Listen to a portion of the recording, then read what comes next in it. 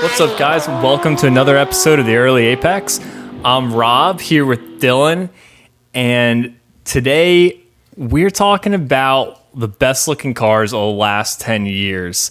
I think a lot of people are like upset with how cars look now, or whenever they talk about the best looking ones, we're talking 20, 30, 40 years ago. You know, people talking about F50s or Jaguar E-types or, you know, FDs. Mustang fastbacks. FDs, a great example, you know, yep. E30, M3s. You know, people love those shapes, but we want to talk about the shapes from the last 10 years that anyone can go get. Well, not exactly anyone can go get. Actually, I don't think any of my picks are like that. Not at all. I think the shapes of the last 10 years that we love. Yes. I think what you just hit on is what I kind of stumbled across, where there were a lot of attainable shapes that you liked a lot, and I think that might be kind of what's going on, kind of the undercurrent about this. And shout out to a really good friend of mine, Matt. He came to me with this idea on this topic. So thanks, Matt, for doing that. But yeah, I think this conversation is always laced with a lot of nostalgia, right? Everyone's always like, oh my gosh, you know, the FD, best car of, you know, best tuner car of like the 90s in terms of looks, inspired the C5 Corvette, and yada, yada. So you have a lot of this like yeah, absolutely nostalgia in this conversation. Yeah. Everyone's just like comparing the new to the old and lusting for the old. Yeah. Now, there's also been some reasoning as to why cars look the way they do with regulations, right? There's a lot of like pedestrian impact, like in terms of like a certain height that needs to be in accordance. So there's just a lot of like legislation. Go ahead.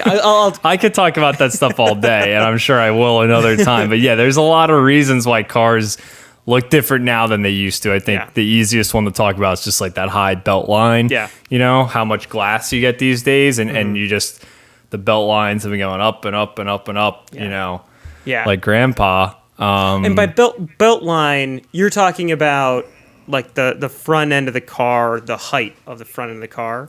I'm talking about how low the windows go. How low the windows go. When you're sitting in the car, how high is the windowsill next to you? Got it. And it used to be much lower, and now it's so high, you know, everyone's like arms hurt putting their arm out the window. Because it's like above your shoulder if you have like your seat all the way down. Oh, if you have a modern Camaro, you're like in a submarine. You're in a jail cell. You can't see out of the thing. It's a depressing situation. That was the first thing I noticed when I sat in that modern Camaro. Not being able to see absolutely anything out of it. Yeah, no, if you're not looking directly in the same plane that you're on, you're SOL. Another area of the car that someone who might not be as like cued into this conversation would be like the A-pillar. You know, that A-pillar has just gotten bigger and bigger and bigger. Yeah. To the point where I wouldn't say it obstructs your vision all the time, but you do kind of have to look around it now in modern cars. Like you drive, I'm sure, Rob, it's the same thing for you. When you drive this old NA Miata, you know, the door, even with my seat all the way down being the fun size that I am, my door really low. You know, there's like a toothpick of an A-pillar. Like you've got this huge greenhouse, you can see everything, and the regulations really prevent that. Yeah, absolutely. So I think that's part of the undercurrent going on here. So let's go one for one, and I kind of put mine in a specific order. Okay. And I'm gonna actually start with like a shout out, kind of like didn't make my official top 3, but one that like came to mind. But I had a couple other cars win out, and I think it's because possibly with you, I end up going with like really expensive cars. So maybe I'm going to use this as like the budget shout out. I was having trouble not picking all the most expensive cars. So, okay. Yeah. All right, you go. I'm dying to hear this. And I'm going to combine 2, and it's just continuing my love of this company, which is just becoming more and more obvious to even me throughout these exercises, just realizing this. But I was just going to do 1, but I'm going to do 2 because it's these cars are a little bit more attainable. And it's almost like 3 in 1. So I was going to say the GT500, the Shelby GT500 from like 2018 from Ford, of course. Okay. And there's also the 350. The cars looked very similar. Yeah. I've driven the 350. This is the flat plane crank Mustang. Amazing sounding engine. I love the look of this car. I think the spoiler is really cool. For the GT500, they had optional carbon wheels, which is really cool. And I think it captures some retro while also being super modern. I just think the look of the whole car, the front end, how aggressive it is. Yeah. I love the look of this car. I love the look of this car. And it's kind of 2-in-1 in that the GT500 and the GT350, they look very, very similar. And you can even make like the 350 look like the 500 in terms of like the arrow that's on it and the side skirts and that sort of thing. There's subtle differences between the two, but overall they're essentially the same. I definitely agree. I mean, it's a really good looking car. I think the best that the S550 has ever been, and I think probably will ever be now that we're on the horizon for the next gen Mustang. Yeah. But I think the GT350 over the 500, but I do. Yeah. It is the perfect execution of that car, OEM spec. Yeah, it's just so good. And because I wanted to come up with one other car, because the rest of mine are so absolutely unrealistic, that I want to show that there are these like less expensive, more good looking cars. I kind of take it for granted now, but I really think the Focus RS is a great looking car. I totally agree. For what it is. That's my favorite looking hatch that we've had in America for the last 10 years. Yeah.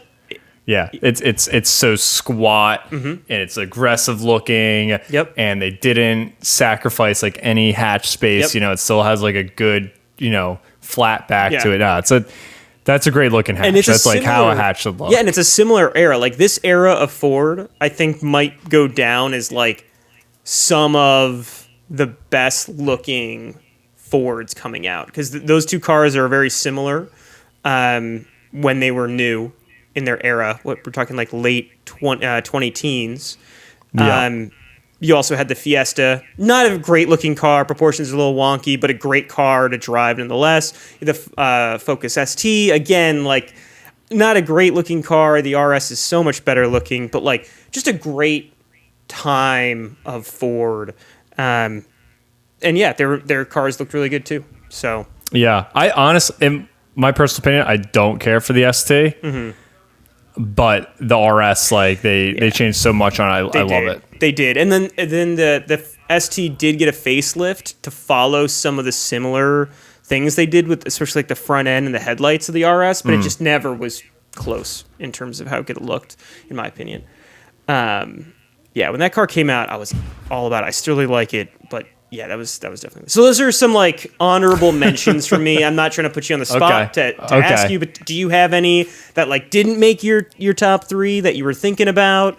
And it's okay if not. I know I'm kind of putting you on the spot. Yeah. I think for me, I think the Lotus Emira was close. I love the Emira. I think it's a good looking car, but it does have some stuff on it that still I don't love. Now. I think the hood, that kind of triangle thing they do on the hood. Yep. That is the bonnet. I don't know, something about it kind of throws off the lines for me. It is a beautiful car at an attainable price, and I think something above and beyond a Porsche. Like I also love the shape of a Cayman, but I think it also is too cute to be beautiful and not exotic. Whereas the Emira looks exotic, so that was on my honorable mentions. This is screaming Ferrari to me. Yes, yeah. And I'm trying to remember which Ferrari. Probably a 488. 488. I would guess. Yeah, it's got a very similar. I'm looking at it right now. People are making a lot of comparisons, and McLaren as well for the rear end. I was gonna say that rear quarter intake is very Ferrari. And yeah, like Lotus is known for this, right? They make really exotic looking cars at a much less exotic price tag. So that's really cool. Yeah. I'm not very familiar with this car. This is a cool looking car. Yeah, it's exciting. It's exciting. We'll definitely be talking more about it soon once they hit the road. But that was on my list. It's not out yet. It's out, but they've had delays basically. So people should have had them deliveries by now, and they don't. So it's a Lotus thing. Got it. Lotus being Lotus. Just a classic Lotus thing. Got it. I'll be curious to see. When it comes out. This is really cool. I think that's my big honorable mention. Okay, right on. Yeah. Right on. Well, I talked a lot, so why don't you go first? And okay. I'm trying to rank mine, so you could rank yours too. But yeah, give me your first of three, and we'll kind of go back and forth. Okay, so I think my first and the one that really blew me away when I saw it, and I was just excited by it, and something I hadn't seen in so long. And I think it's funny because actually it harkens back to the retro thing that we had been talking about. It is the Di Tomasa P72. Ooh. Yes. I'm about to hop on Facebook. I'm going to send you a photo of this, and for you YouTube watchers, you'll see this. It is so striking, and it isn't the same as the old Di Tomasa. They didn't just make some 80s modern Di Tomasa. They reimagined it in like a totally different way. Like they took it back to like 60s shapes, the shapes of like a Ferrari. What is it, the P330 Ferrari? Stuff like that. Like, P330, that's exactly what I'm thinking of. It. Those huge like wheel haunches and that intake on the side, you could put your whole body in that thing. It's massive. It just screams exotic. And it's got that whole glass canopy that looks like it's one huge piece that looks like it's a 1950s, like this is the future type deal. It's that huge piece of glass is so just elegant and exotic to me. Looking. That is really cool looking. Yeah, this harkens back to a time of Le Mans race car, right? Like that Ferrari is from that era.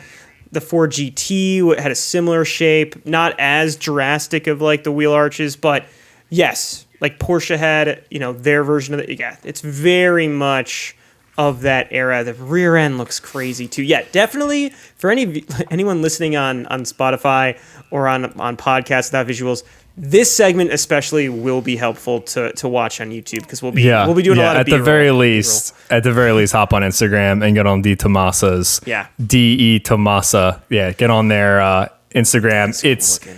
It's a spectacular car, and it has beautiful, elegant lines. It's not overly complex, but it's still incredibly striking, and that's where I think a lot of modern like hypercars go wrong. They just are so just complicated looking and have so many like contradictory lines and different colors, like just busy design. And maybe that's a product of crazy aero. And you look at modern F1 car, they kind of look like that compared to like a early 2000s F1 car. They look very busy, but I don't know. I don't care if they didn't think at all about aero and they built the Di Tomasa because it's beautiful. It's beautiful. And I know we're not talking about engines. I do think it's cool they're using a Mustang Coyote engine in it, like a highly modified version of Coyote. Because originally the Di Tomasa was the Pantera.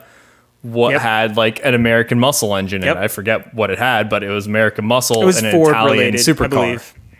Right. So to keep that going, I think is awesome. And the Coyote engine's an awesome engine. I mean, GT350, I mean, it's capable of amazing stuff, exotic stuff. So that's cool. That's my favorite looking car right now. Okay. Of the last decade. You went numero So I just started at the top. Okay, I started at the top. I'll do the same thing then. I'll do the same thing, and we'll get this out of the way as I continue. This is totally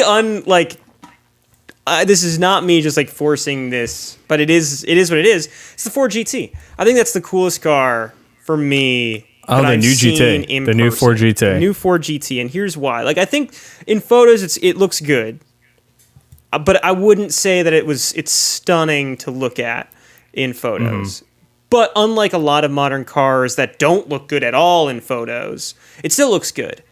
But when you see that car in person, those buttresses, those openings, the fact that like I've never seen a more pronounced like Coke bottle shape or like teardrop shape because of that those openings. It's so cool to look at. And I think, has amazing road presence. Yeah, and its road presence is there. And I wouldn't necessarily say that it's a beautiful car, but I mean now we're kind of getting into the semantics. But in terms of a car that I could look at for hours, absolutely, I could look at that for hours. Like the way the taillights actually have like air flowing through them, and I think it's everything that you want out of a really modern-looking hypercar without it being overly busy or like absolutely hidden aero or just assuming, oh yeah, these fiddly bits are because of downforce or something. It's like, no, these like this was a Le Mans designed car, and you can literally see the air where the air would flow around and quite literally through the car. It's so it feels cool. Purposeful. It feels very purposeful, and I like that a lot about it. Yeah, it's like you're saying, not all air design lends itself to beauty. Yeah. But you see the form over function in the Ford GT, and it does look beautiful. It does have some incredible lines to that, and those intakes that just like cut right through there. I mean, it's straight out of a race car. Yeah, and it's like you can look through the car. I've never experienced something like that before, where you can like literally look through this portion of car that just it doesn't exist there. Yeah, that's wild. So I remember I was able to see that car at the summer that it came out. Very lucky, but it came to a large Cars and Coffee that I went to, and it was there, and I probably spent like 45 minutes just like looking at that car. Not gonna lie. So that's probably my top. That's the top. Okay, it's probably my top. So I continue to be. I continue to be a Ford guy, just totally, a bought, sold, and paid for Ford guy. No, it is what it is. And I think this is also in a similar era of the Shelby GT350 and 500, as well as the RS. Like these were all within a couple years of each other. The great years of Ford. Yeah. I think you need some more Ford in your driveway. I guess. I mean, I do have a Focus, which is hilarious, from a similar era. So maybe they got me way more than I realize. So that's probably my top at the moment. Okay, so we've got two very expensive hypercars. I'm going to bring it back down to the realm of reality for us.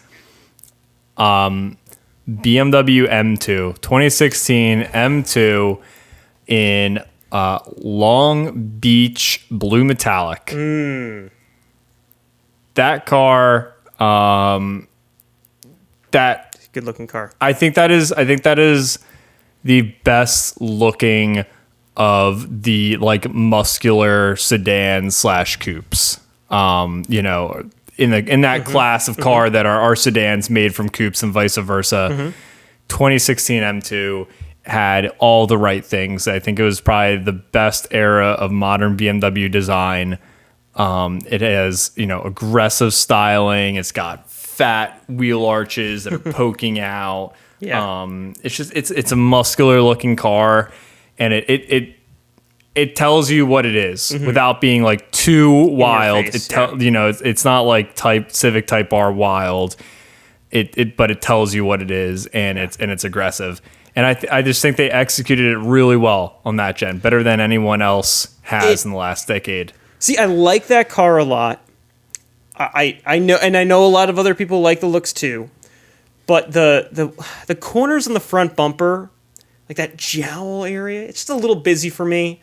It's just not like super attractive in that spot. Overall, though, I do think that's a good car. I think it's a good size.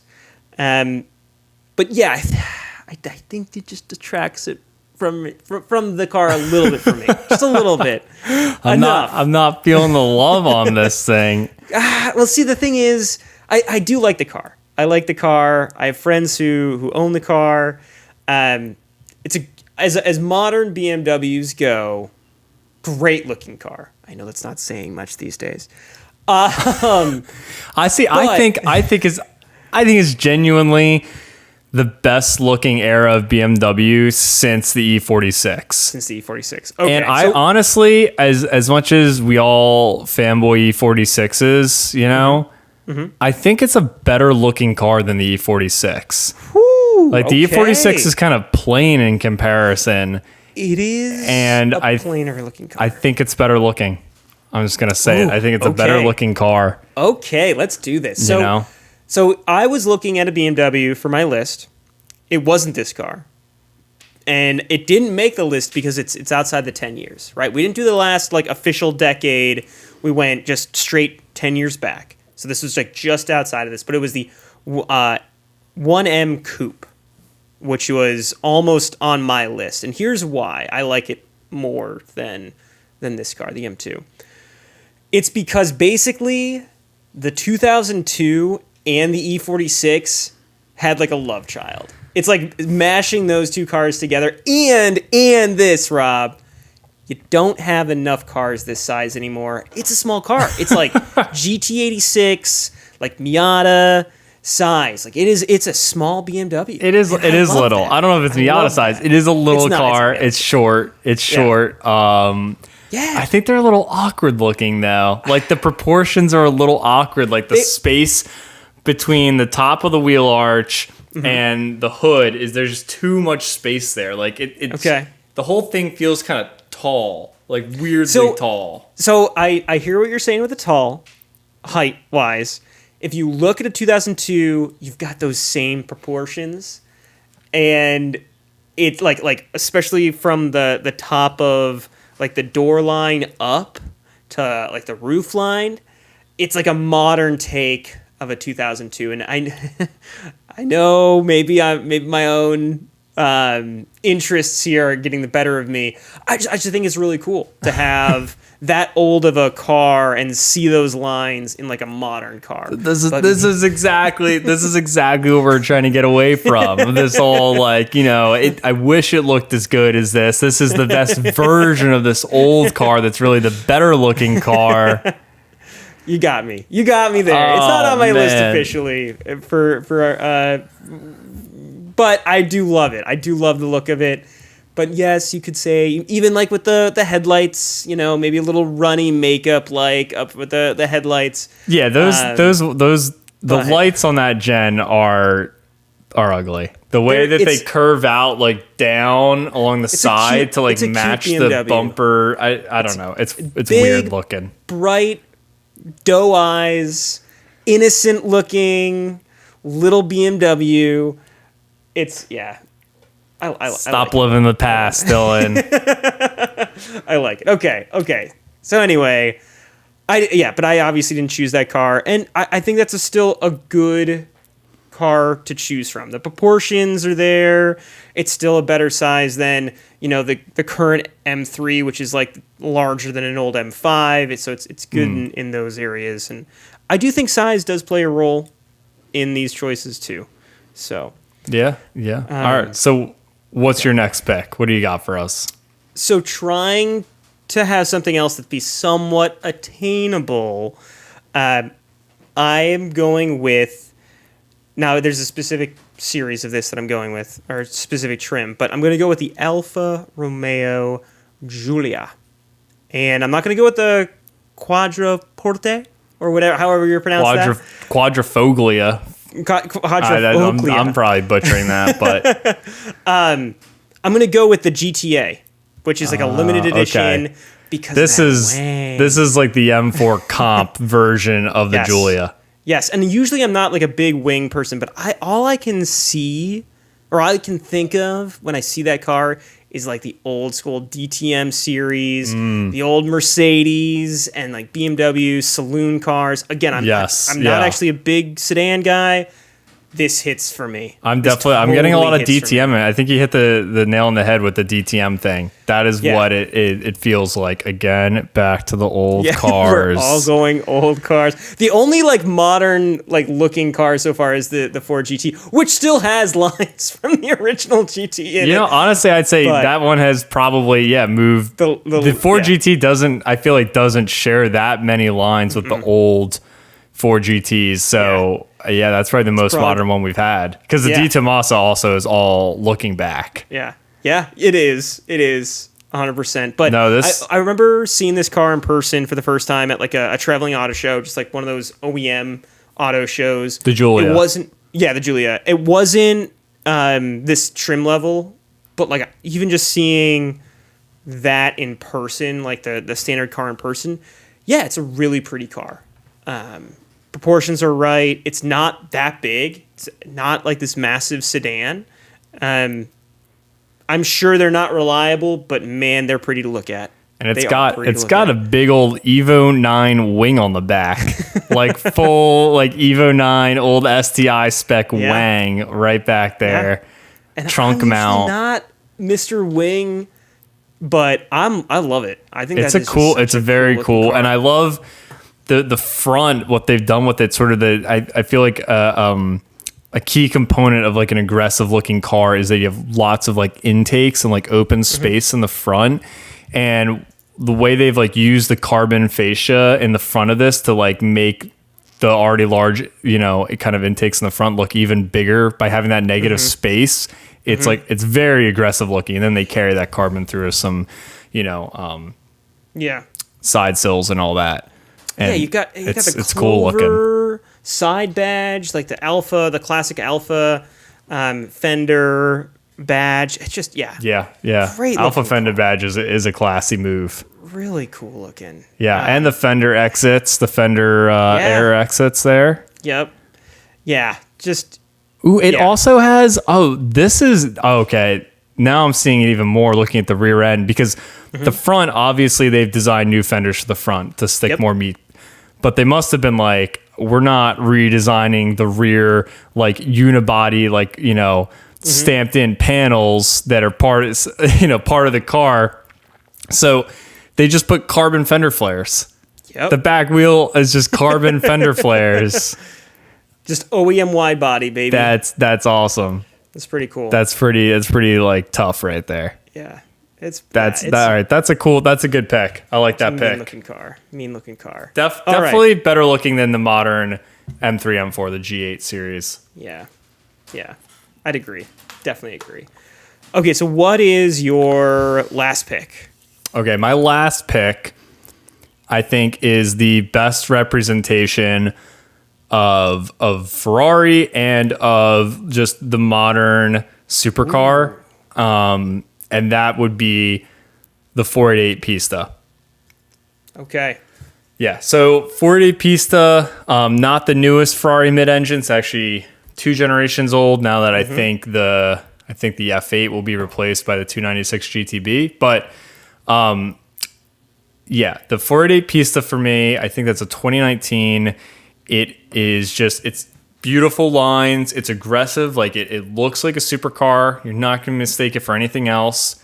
It's got that really, especially on the Pista, that front intake, the way that the bonnet like just scoops right down so that you can clearly see how like the air goes through the radiator and then back up right out of the car. Like I love that. And I just think that Ferrari has gone an excellent direction with their design. I honestly think in the 2000s, Ferraris didn't look that great. Like they looked kind of doughy and soft and bleh, I mean, I know we've talked about that, and we I have, couldn't agree more. We have like, what is it, like a 512 or something? Like it's a meh looking car. I know a lot of people love them, but I don't really see it. It's like the Ford Taurus era. It's just I loved Ferraris as a kid. Like I was obsessed. Like Ferraris were like the pinnacle, better than Porsche, better than Lambo.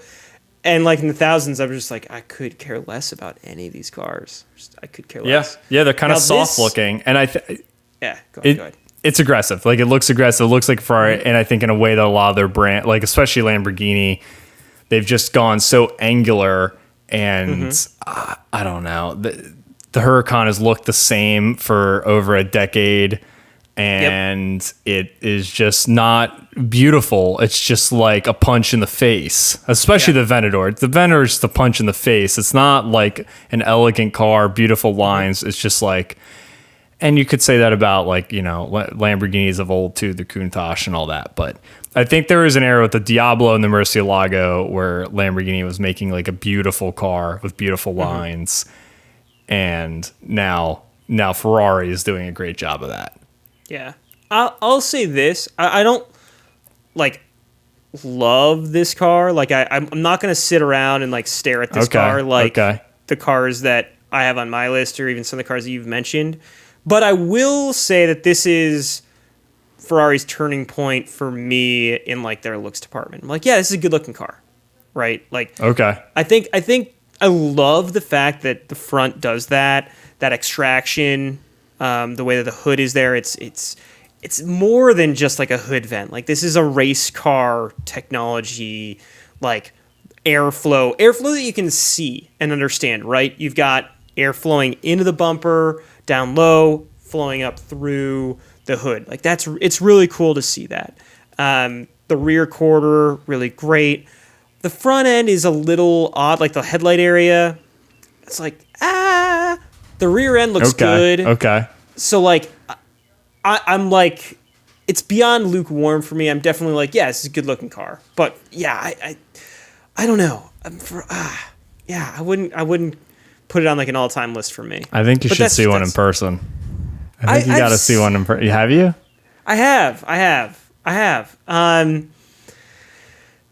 Yeah, I guess it's just like, it doesn't do it for you. You know, it doesn't have the fizz for me. It just doesn't. Different strokes for different folks.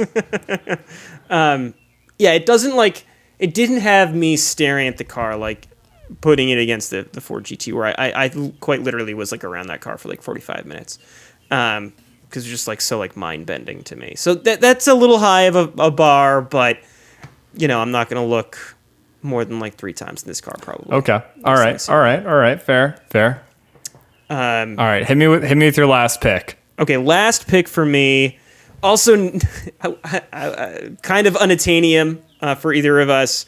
But it is such a classic. It's a company that makes such classic shapes. I think more than Ferrari or some of the other cars that we've been talking about.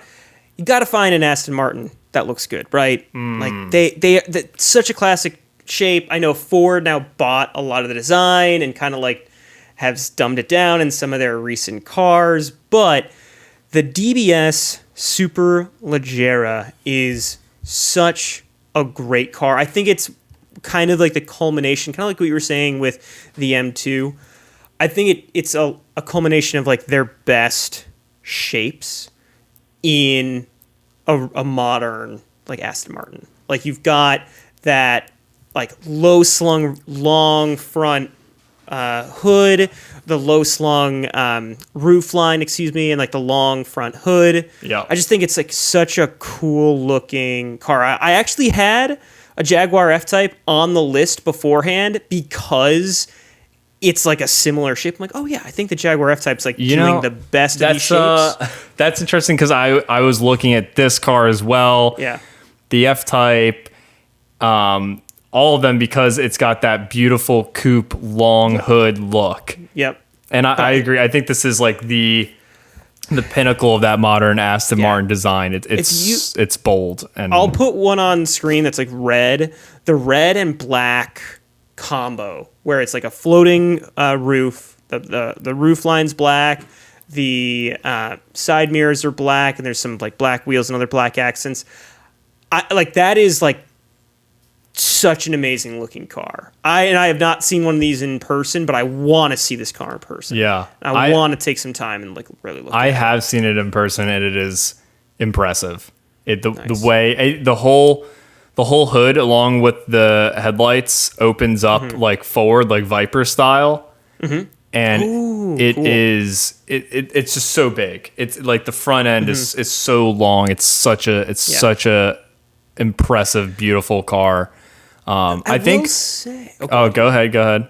I will say that this, similar to the Ferrari, I wasn't like, tearing the Ferrari apart, but similar to the Ferrari, it's a modern car, but there's not a lot of like fiddly bits again. I think the problem, Rob, we've solved the problem with modern.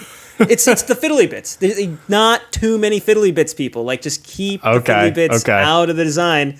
Because, you've got a big front grille in this car, right? Massive. But it's simple. But it's simple. Which is that's the Aston Martin way. Big, simple grille. Like, I think part of the reason why the new BMW M3 and M5 have been, had such a strong reaction to, aside from the massive kidney grills, is like the fact that there's just a lot going on there. Yeah, like, the lines don't feel cohesive. I'll almost die in a hill if you were to have like if you were to follow the bumper line and split those kidney grills in half. I think you have a really potentially like an attractive looking car because it kind of calms everything down a little bit and kind of like simplifies things. I say this as I'm not looking at one right now, but I've said that before where it's like just kind of like calm it down a little bit. Let the bumper be there. Like, you don't need to erase that. But anyway, not getting sidetracked. I hear that. Just going back to the long hood thing, the Mercedes AMG GT was another one that almost made my list, and not even the GTR version, which is pretty busy looking, but just the AMG GT, a beautiful car. And we've had those in the shop a few times. I've photographed a few. It's just an impressive looking car. Every time you see it, you're like, yeah, that car fucks. It's just that massive hood. Like, you look at that long hood and it cannot be mistaken for anything else. You're like, that has an engine in it. Like, that has a huge, aggressive, powerful engine, and that speaks volumes. And now we're just going to go back to the E-Type. Yeah, I was going to say, we haven't talked about it, but this is why the old Zs get so much callbacks. Right? Yeah, you're right. They have those long hoods. You're sitting on the rear axle. And the way like a new 400Z doesn't, it's like super stubby. I mean, ever since the 350, they're like stubby looking. Yeah, it's not helping them out. But all right, what cars did we miss? Let us know in the comments.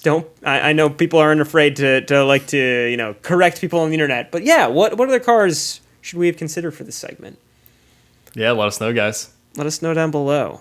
And I'm sure there's something out there that I'm gonna think about tonight. I'm just same here. I'll be texting you at 1 a.m. Yep. Should have thought of this. Anyway, so Rob, on this edition of FMK, I want you to think back. Close your eyes.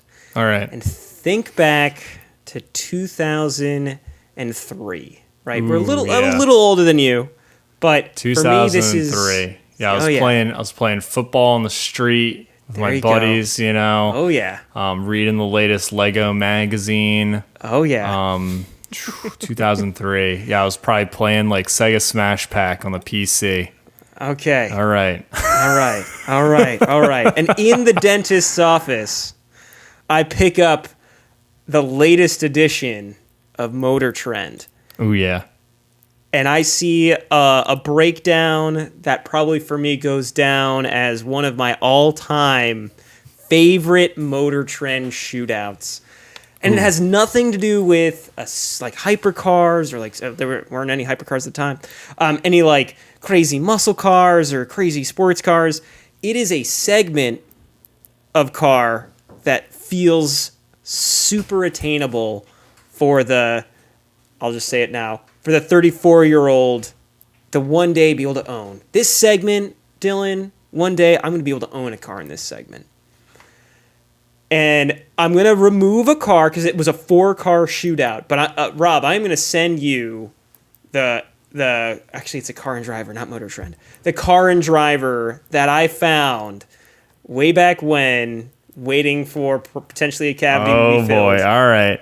At the dentist office. Actually, I only had one cavity when I was a kid. It might have been that time.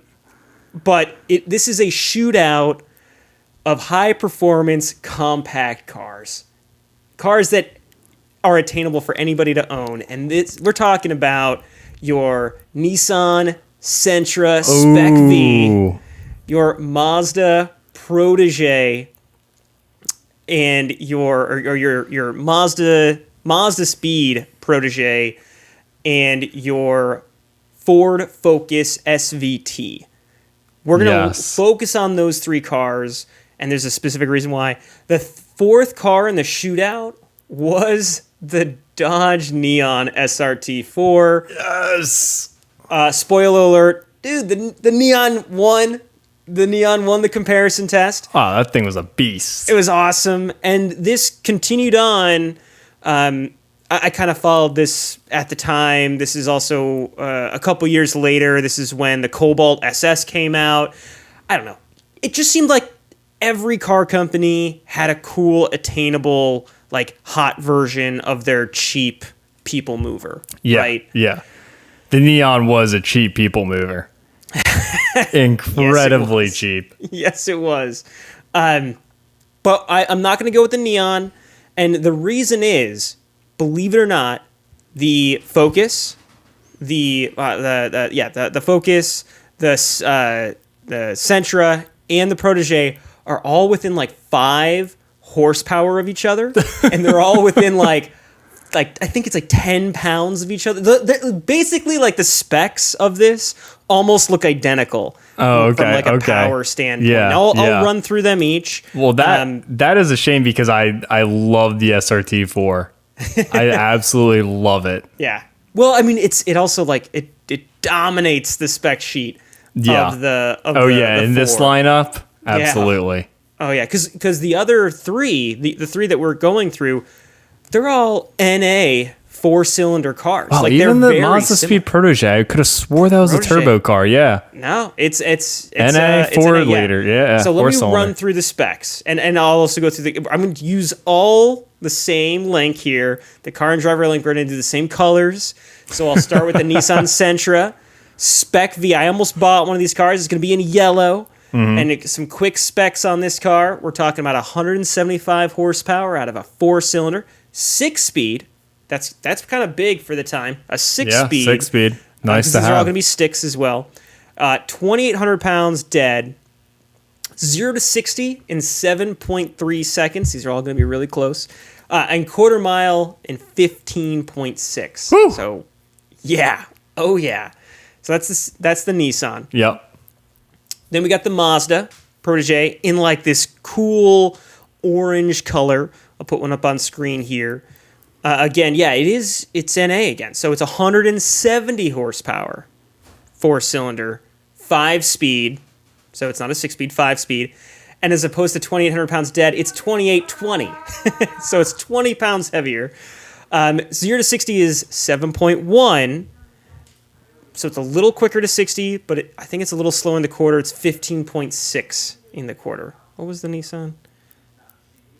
Nissan was 15.6. Never mind. Dead heat so far. Okay.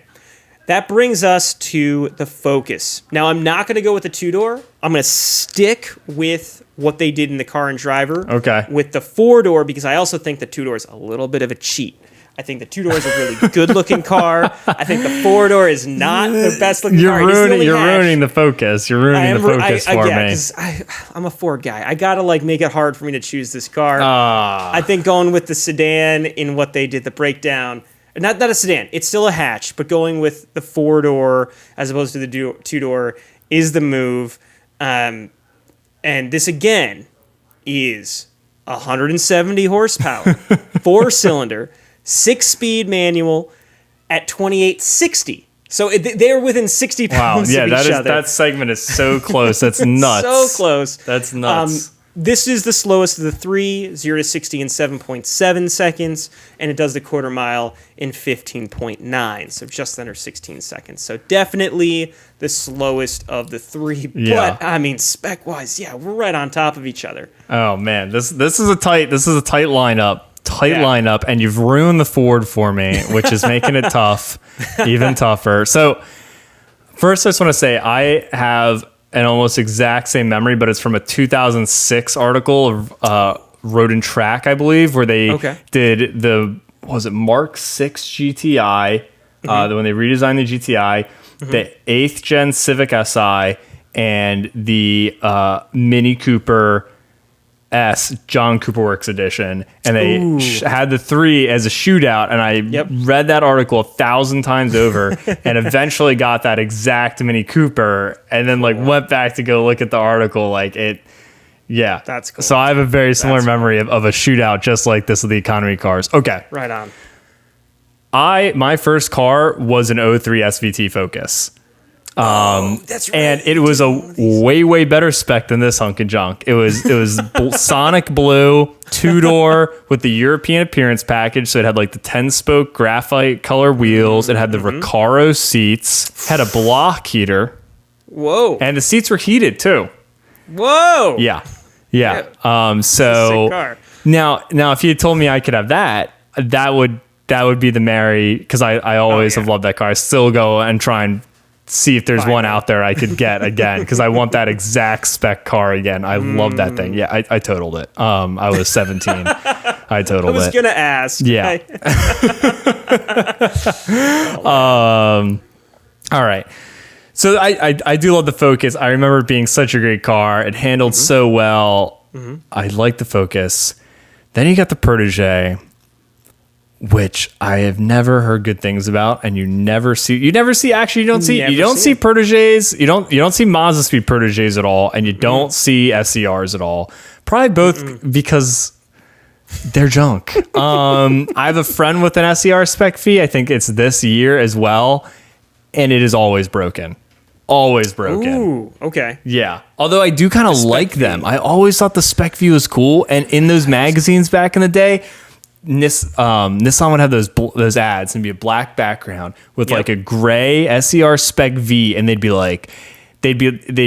have had Nismo at the bottom, and it'd be about all the Nismo parts you could get for your Spec-v, and it'd be like these cool wheels and some massive titanium exhaust tip, or like catback you could get for it. And I was like, it's like a GTR.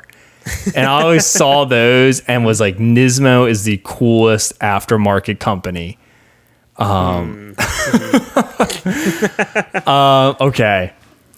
God, I have to choose now. Well, while you're deliberating, I did some other side homework just out of curiosity. Okay. Because half of the interest of, Dylan in 03 was realistically owning one of these cars. I'm wondering, does it stack up? Does this car still exist? Now, the first thing that comes to mind is Hyundai Elantra N, right? That's like the cheap car that's really fast, that's kind of blowing up everybody else's spot. Oh, it absolutely...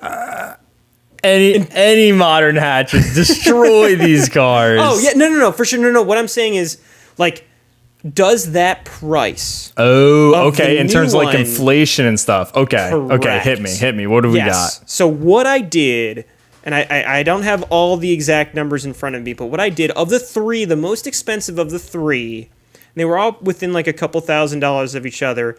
The most expensive of the 3 was the SVT, the Focus. And the Focus as rated was just over $21,000. Okay. And adjusted for inflation, I believe that $21,000 in 03 would be roughly around $35,000 of today. Wow. And that puts you squarely on the money for a Hyundai. You know what? Elantra N. We all bitch and moan that like hot hatches shouldn't be $35,000. Yeah. But apparently that's right on par with inflation.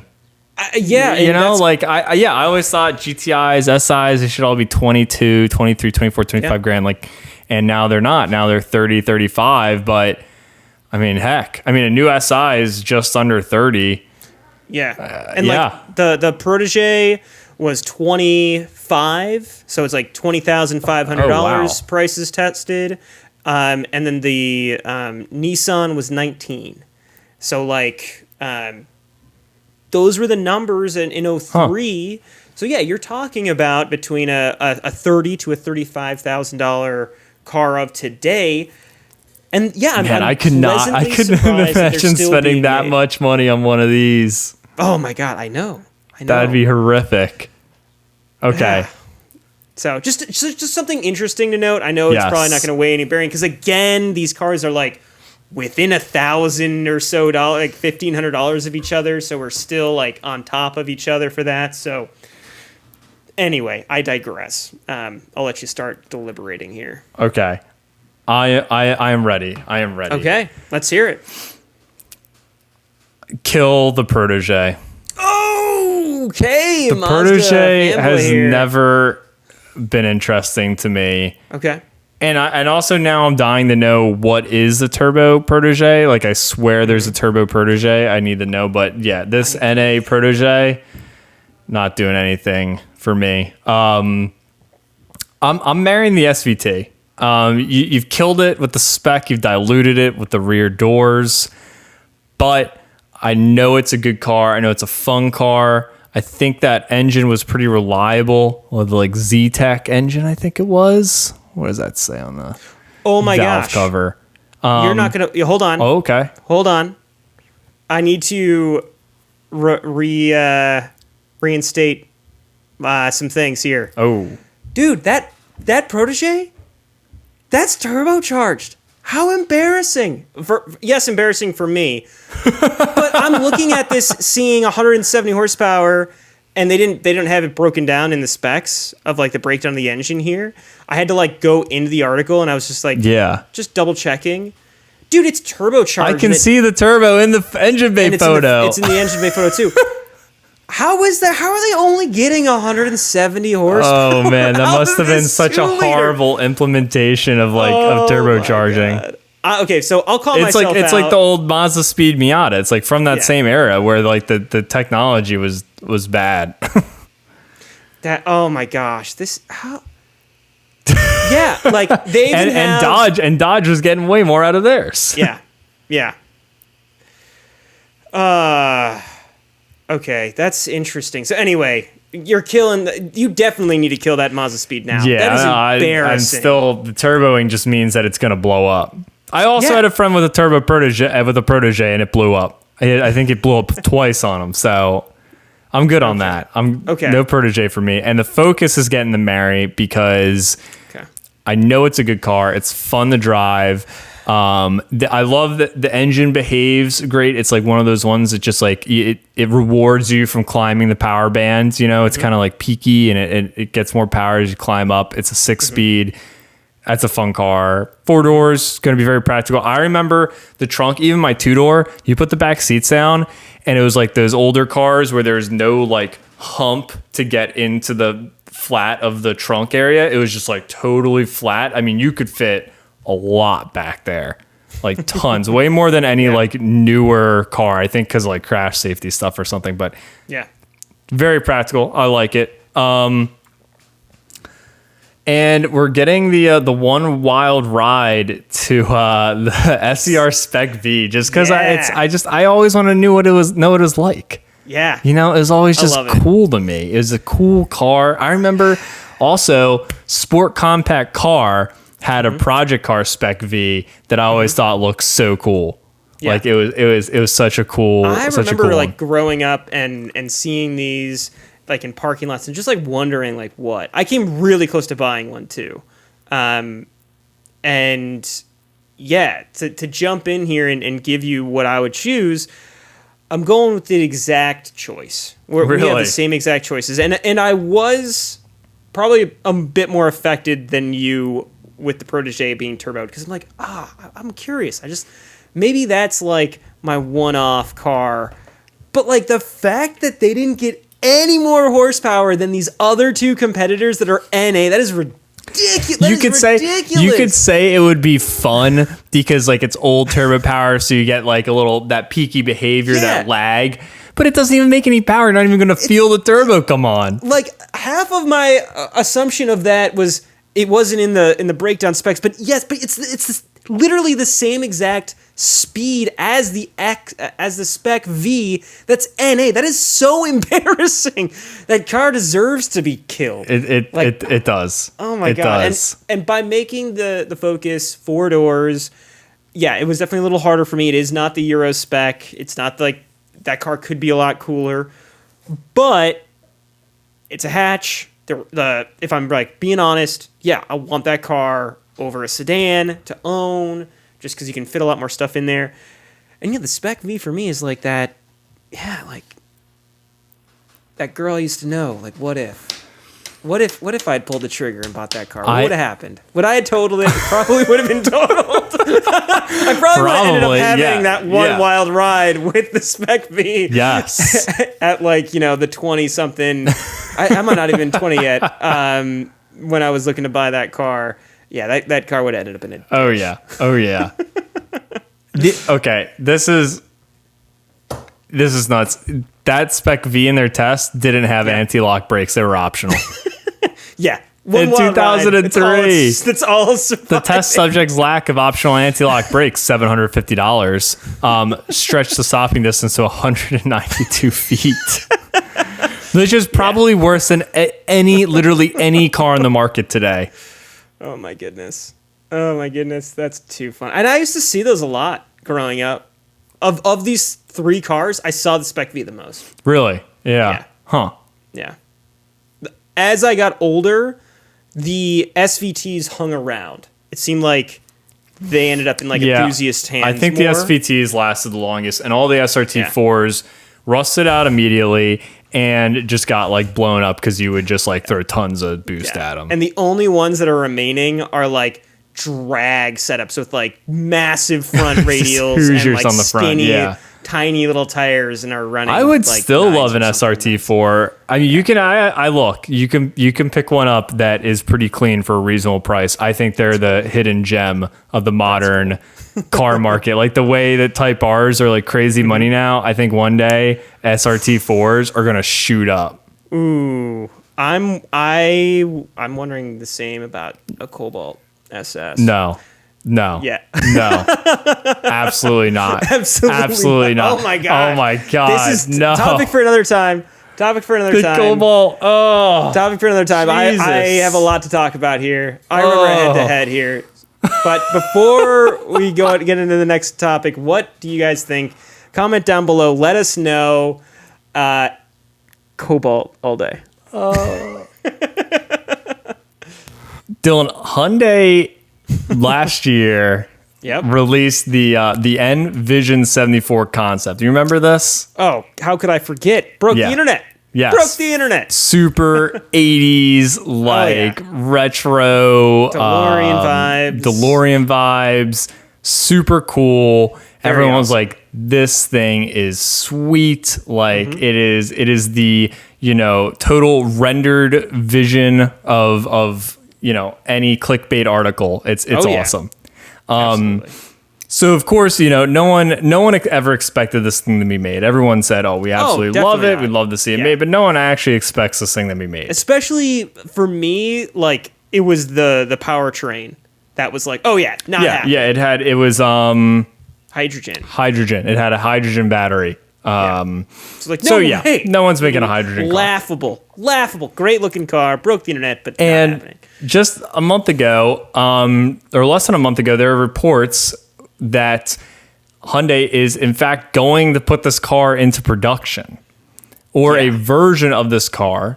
And so many news outlets reported that on the 27th, so May 27th, there was going to be a Hyundai Pony Day, and they were going to release the car, basically, or release the production version of the concept car, and it didn't happen. As far as I can tell, it did not happen. Literally, this was on our radar. We had talked about talking about this car about a month ago, but the goal was to hold off until after Pony Day.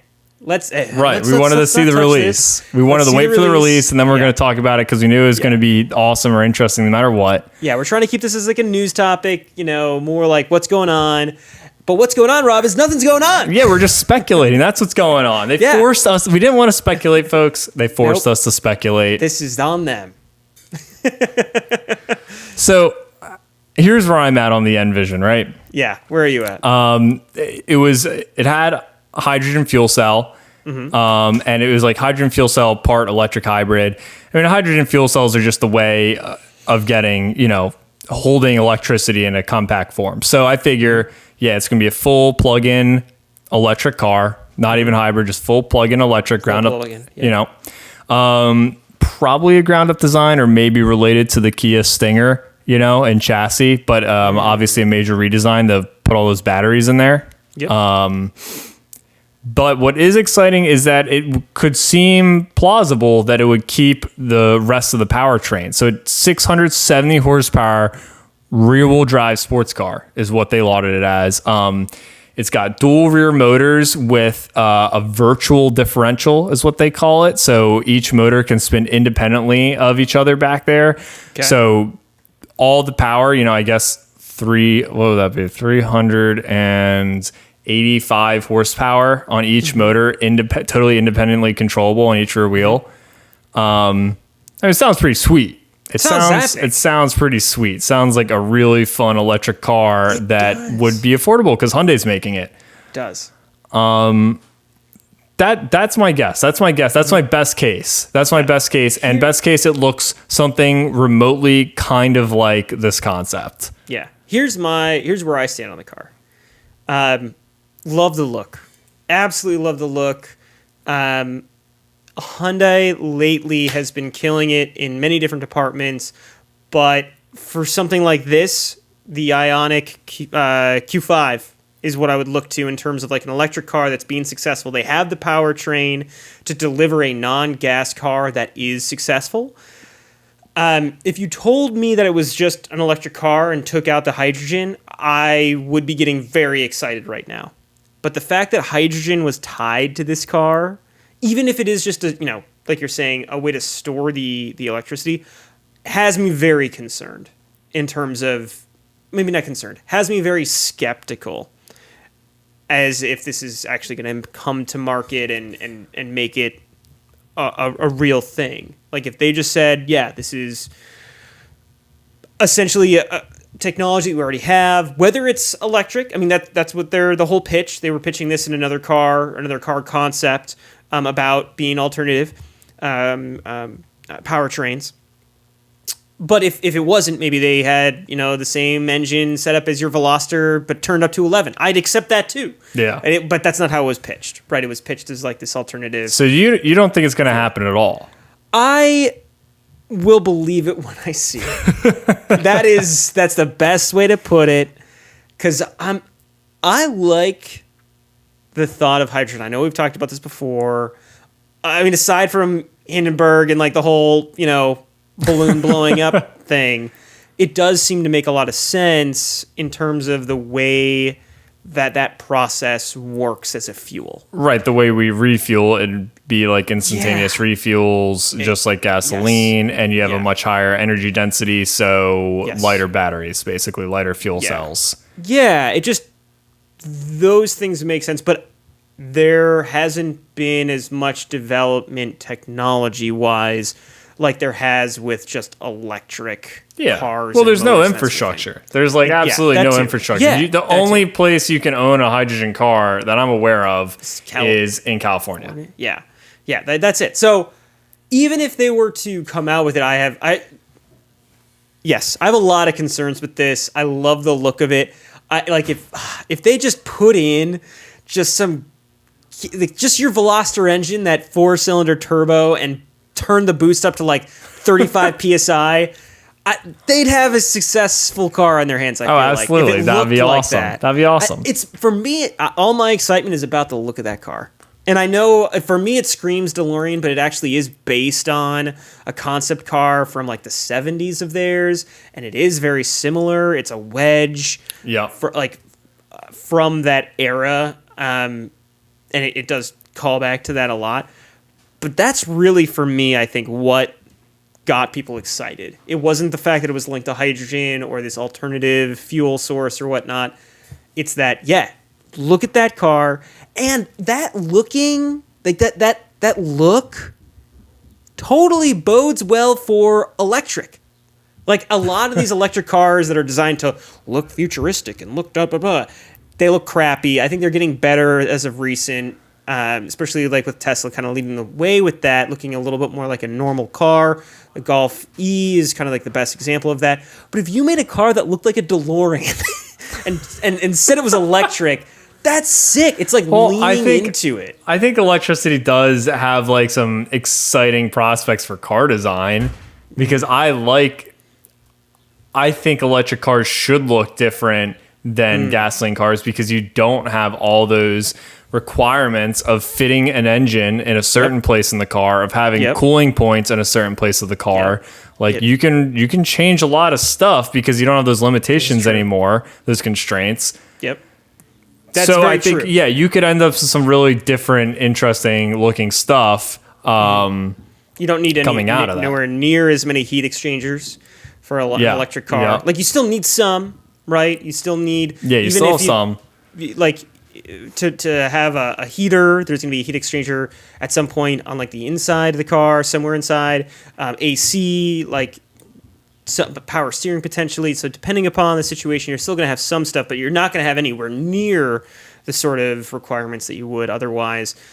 So yeah, you have a lot of grills, like fake grills on electric cars. Sears even commented about that, where it's like, oh yeah, like these cars are just kind of faking it. Oh with yeah, this situation. Whereas, to bring up Hyundai again, that the Ioniq, the Ioniq 5, like that doesn't have as much of like an opening in the front, and it's not like a fake grill. Yeah, but it's like.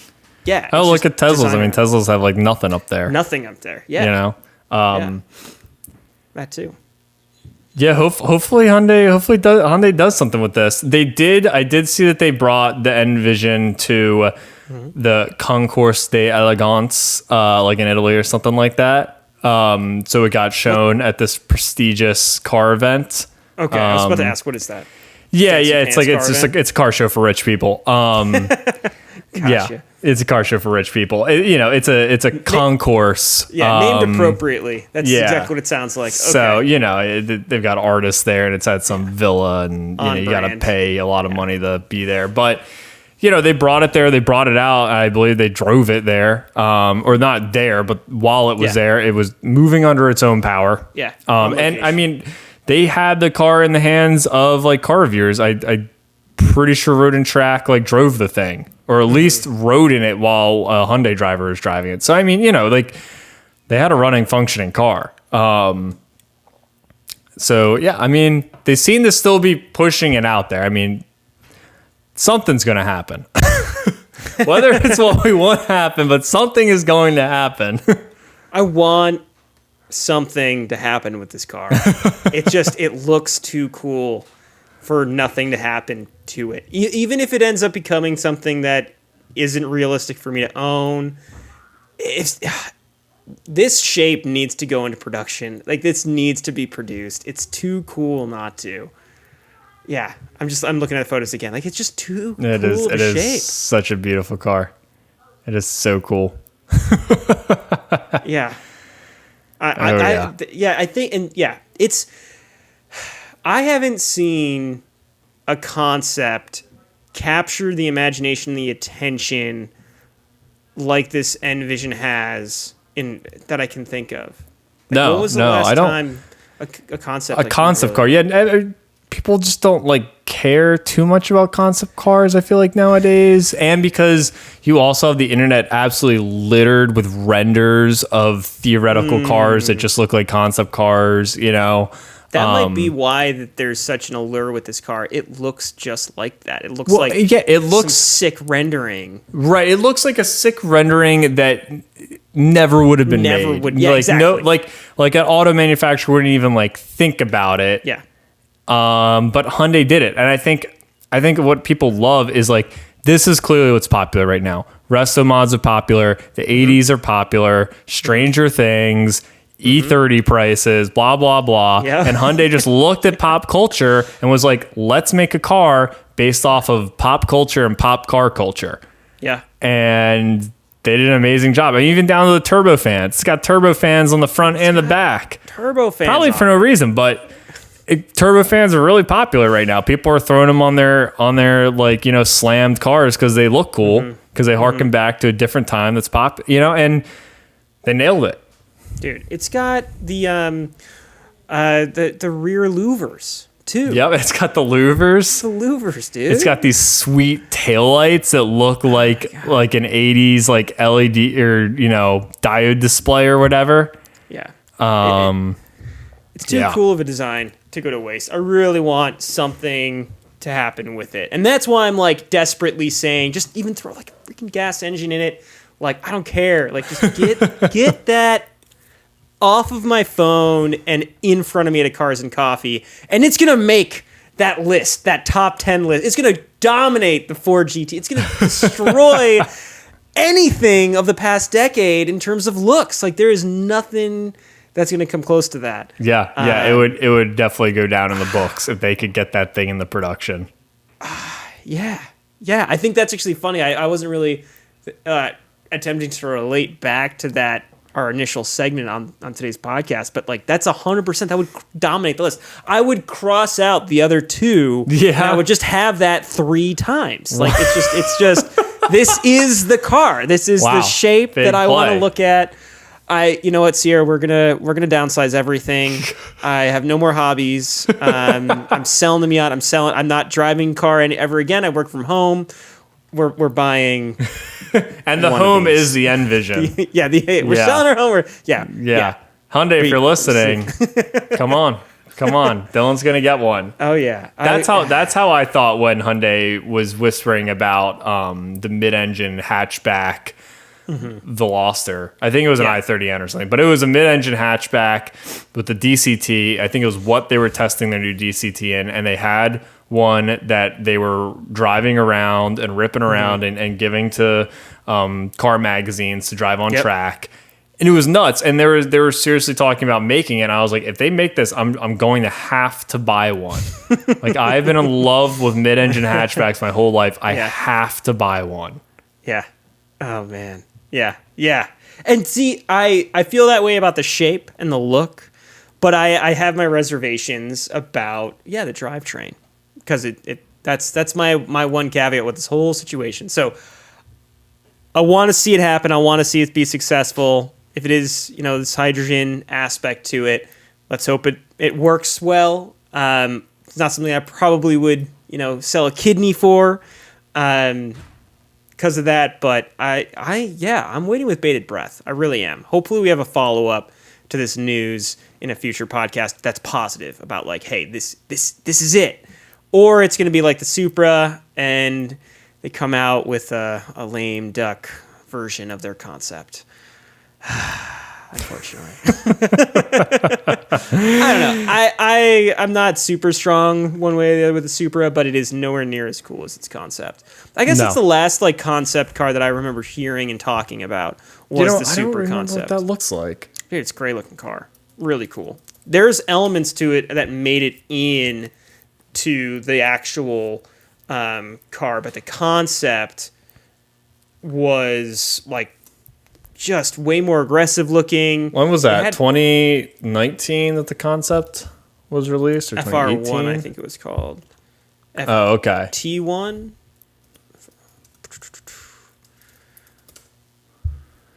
Yeah. Oh, was it FR1 concept? Okay. Yeah. Yeah, FR1. I see a lot of the design language come through. It's just there. like the FR1 looks like a supercar, but they needed to build a regular car.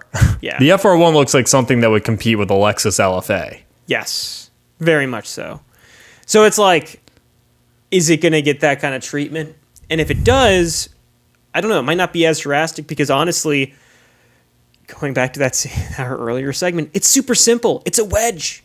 There's not a whole lot to it. Yeah. Right? The front end doesn't look crash safety. I don't know if they could make it. Which one are we talking about? The Envision. The Envision. I think the corners on the front hood or something. I don't know. I just feel like that whole shape is outlawed at this point. Yeah, I can't do that. That looks too good. There's a lot of wrong. No, that's too low. The pedestrians, the ankles. It's an ankle biter. It's an ankle biter. No, yeah, we can't have beautiful things anymore. I just feel like that. Yeah, but it's there, so I don't know. Like, is the front end a little taller than it looks like in photos, but the proportions are still, I don't know. I don't know. All right, just Hyundai, speculation. just make the dang car already. Yeah. If that shape goes into production, though, my God. My God. God help us. God help Dylan. He's gonna need it. Seriously, I might end up with a hydrogen car. I'm not buying it for that reason at all. I want that Gonna shape. need a whole refinery in your backyard. I've driven the DeLorean. I know what those cars are like, and it's interesting. That's a topic for another time. It was a V8 DeLorean. It was really interesting. Was not a modern car at all. Mm-mm. It's not a car. It's not a car to drive at all. But man, what a shape! What a shape! What a shape! What a shape! All right. So yeah, Hyundai, what are you gonna do? Your move, bud. Do you guys think they're gonna make it? You guys think they're gonna make anything that looks like this? Or is this just some crazy, just a pipe dream, 4D some Korean chess executive, you know? Yeah, 4D chess move, marketing ploy to get people like me all riled up and nostalgic for a wedge. It's a cruel thing. It's a cruel thing. Time will tell. Well, thanks for listening today, guys. Thanks for tuning in. Of course, you can always check us out on all the platforms, Spotify, iTunes, YouTube, Pocket Casts, right? So you got it. Yeah, stay tuned. More to come. And thanks for listening. See you next week.